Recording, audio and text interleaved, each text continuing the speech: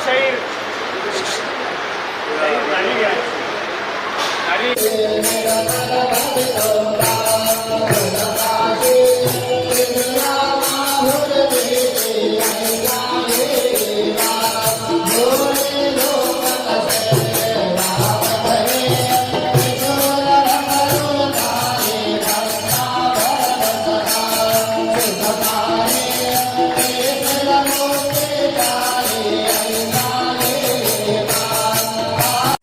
क्या पहचान है? पहले आप बाबा को क्या मानते थे, कब से?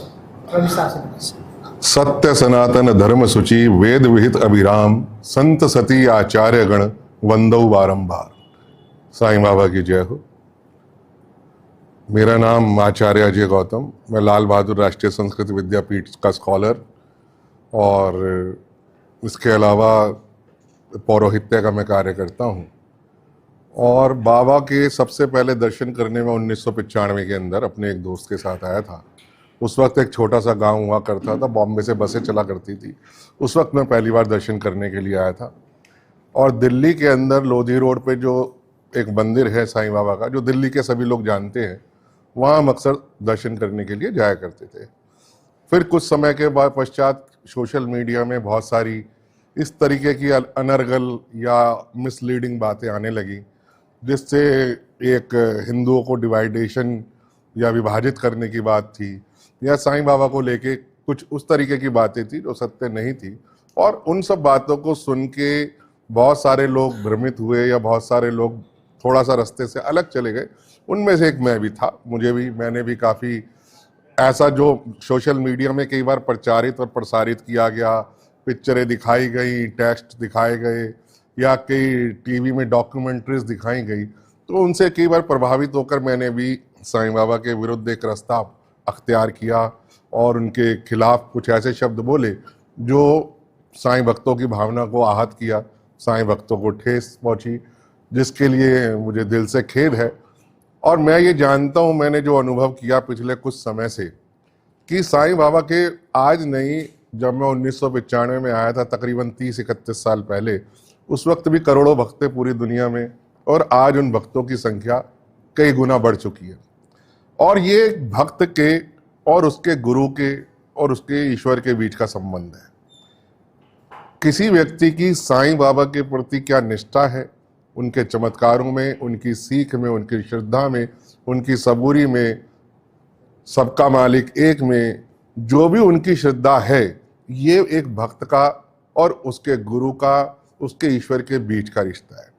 हम लोग कई बार सोशल मीडिया के माध्यम से या इस मीडिया का जो गलत डिजिटल प्लेटफॉर्म का जो मिसयूज किया जाता है, उसमें आके कुछ चीज़ों को सत्य मान लेते हैं जो नहीं होता। जैसे राजस्थान, जैसे कहते हैं रेगिस्तान में झील दिखाई देती है पानी की, लेकिन होती नहीं है।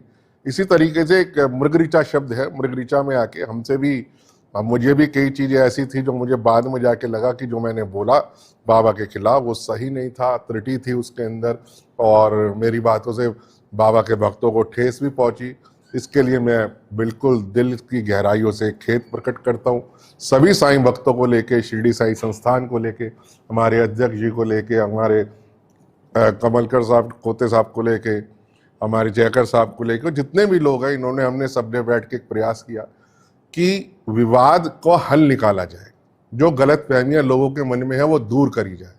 साईं बाबा के जन्म को लेके, उनके धर्म को लेके, उनके इतिहास को लेके, उनकी सीख को लेके, उनकी शिक्षा को लेके, जो एक समाज में एक ऐसी दायरा बन चुका है जो बाबा के प्रति एक गलत धारणा को पैदा करता है, विवाद को बढ़ाने की जगह मैं धन्यवाद देना चाहूँगा हमारे अध्यक्ष जी का, हमारे कोते साहब का, कमलाकर साहब का, कि इन्होंने प्रयास किया कि हम विवाद ना बढ़ाएं और लोगों में जागरण बताएं, लोगों को सच बताएं। और उसी कड़ी के अंदर आज मैं यहाँ शिरडी आया। मैंने खुद बाबा की आरती को जब देखी, तो जो हमारे कह लीजिए शुक्ल यजुर्वेद का पुरुष सूक्त है जयकर साहब, उससे आरती थी, शुक्ल यजुर्वेद के मंत्रों से आरती थी। चंद्रमा मनसो जात चक्षुः सूर्यो जायतः, या भोग लगाने का तरीका प्राणाय स्वाहा, पनाय स्वाहा, वहनाय स्वाहा, जितनी भी जो भी परंपरा थी, वो निश्चित में आप जब आरती में खड़े होते हैं तो आप अपने अपने इष्ट देवता से कनेक्ट हो जाते हैं। तो आज की जो यहाँ मेरा आने का जो प्रयोजन था वो यही था कि लोगों के मन में जो गलत बातें हैं, गलत धारणा है, उनको किसी न किसी रूप में दूर करा जाए।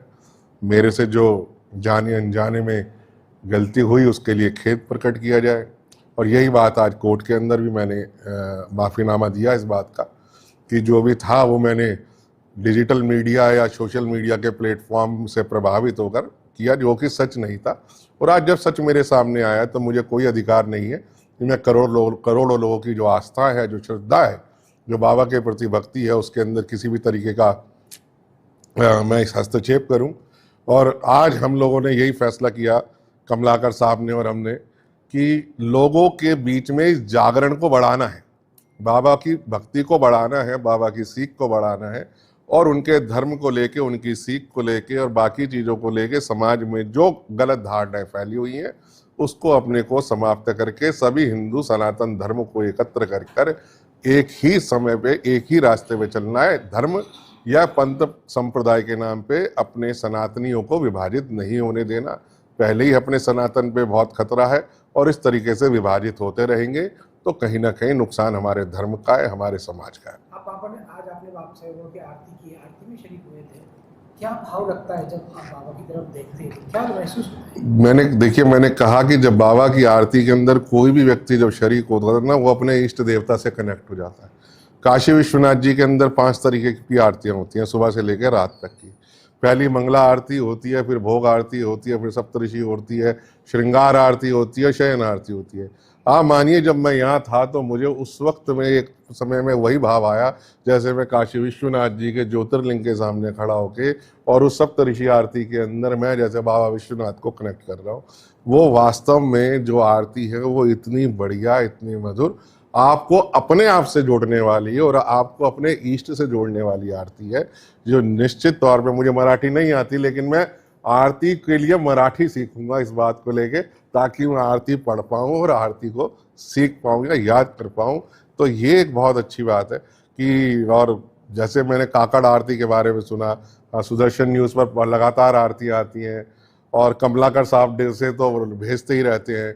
तो कहने का प्रयास यही है कि बाबा के जो करोड़ों भक्त हैं और बाबा की जो सीख है, बाबा ने जिस तरीके से सरलता दी है, सुगमता दी है, सहनशीलता दी है बाकी के मंदिरों में और इस मंदिरों में, जो मैं एक चर्चा कर रहा था रास्ते में, वो ये था कि बाकी के मंदिरों में जब हम जाते हैं तो देखते हैं कि वहाँ पूजन को लेके, प्रसाद को लेके या बाकी चीज़ों को लेके क्लिष्टता है, थोड़ी टफनेस है। यहाँ व्यक्ति के पास फूल है, फल है, धूपबत्ती है, अगरबत्ती है, जो उसके पास है वो आता है, वो श्रद्धा से चढ़ा देता है और वही उसकी सरलता और उसे जोड़ने का जो सबसे बड़ा साधन है और माध्यम है वही है कि सरलता है।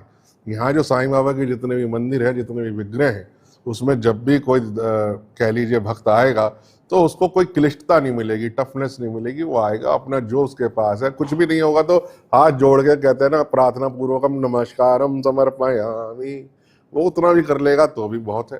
तो मेरा यही मानना है कि समाज के अंदर डिजिटल मीडिया का दुष्प्रचार और दुरुपयोग करके जिस प्रकार से साईं बाबा के धर्म इत्यादि को लेके बहुत सारी हजारों भ्रांतियां फैली हुई हैं, उन सबको एक साथ मिलकर दूर करने का हमें प्रयास करना चाहिए। मैं पुनः साधुवाद देता हूं हमारे अध्यक्ष जी का, कमलाकर साहब का और जयकर साहब का, कि इन्होंने इस बारे में सोचा कि विवाद को ना बढ़ा के हमें साईं बाबा की जो सीख है, श्रद्धा और सबूरी की और क्षमा की, उसको आगे बढ़ाना है और सबको एक ही दिशा में काम करना है। काही साधू जो हे अवमानकारक टिप्पणी केल्याबद्दल राहता कोर्टामध्ये अजय गौतम आणि गौतम खट्टर आणि इतर 4 व्यक्ती जे आहेत त्यांच्या विरुद्ध दिवाणी दावा आणि क्रिमिनल दावा जो आहे तो दाखल केलेला होता। त्या दाव्यामध्ये अजयजी गौतम यांनी आपला माफीनामा दिलेला आहे आणि जे मी बोललेलो होतं ते सोशल मीडियामध्ये जे येतं त्याच्या आधारे बोललेलं होतं।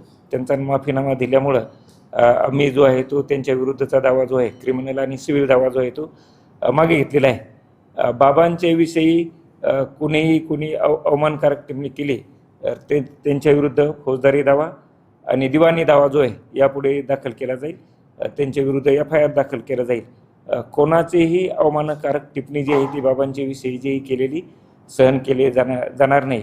साईबाबा संस्थांच्या वतीने जी कायदेशीर कारवाई जी आहे ती इथून पुढे सुद्धा केली जाईल. इतर 4 लोक आणि गौतम